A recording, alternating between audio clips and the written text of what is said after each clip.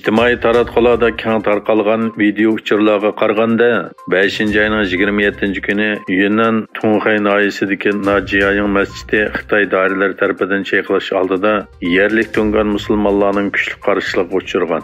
Videolarda Xitoy saqchilarining masjidni qo'rishganligi, masjidga kirolmagan tungan jamoatining saqchilarga qaratib bir narsalar otganligi, saqchilarning ularga yosh oqqizish suyuqligi chashqanligi va ba'zilarini tutganligi ko'rsatilgan. Bu vaqa 2020 yildagi Xitoy sotining hukmiga, ya'ni atalmış qanunsuz masjid yangilash qilmishiga berib chetiladi ekan.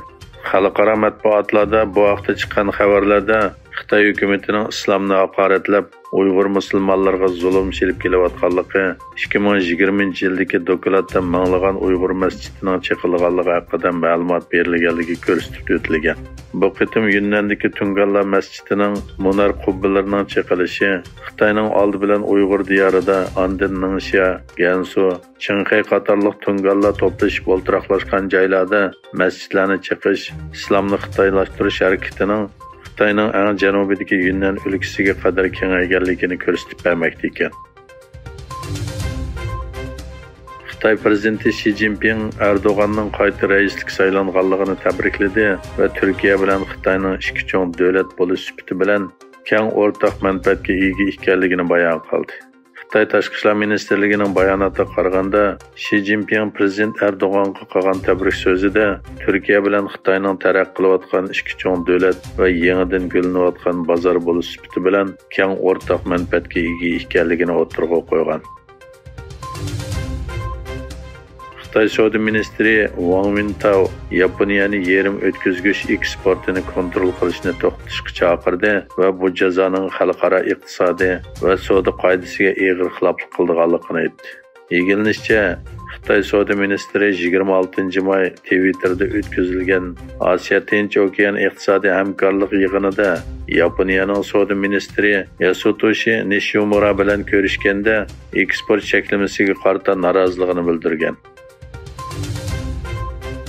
Biden hukumatining Xitoy harbiy sanoatiga chetishliq nozuk texnika sohasiga mablag' selishni cheklash ma'muriy buyrug'i e'lon qilish qarorlashtirilib, oxirgi bosqichga kelgan.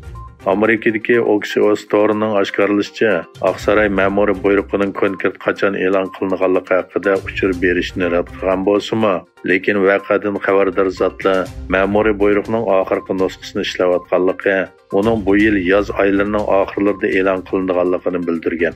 Xabarda mazkur ma'muriy buyruq Biden hukumatining Xitoyning ba'zi texnologiya sohalarida harbiy ustunlikka erishishni cheklash pozitsiyasiga vakillik qiladiganligi bildirilgan. Xalqaro Türk Akademiyasi Qozog'istonning poytaxti Ostonada Türk dunyosi o'rtaq ilmiy komitetining tunji yig'inini o'tkazdi. Yig'inda Türk davlatlarining ilmiyasini moslashtirish va qarindosh davlatlar o'rtasidagi hamkorlikni kuchaytirish muzokara qilindi.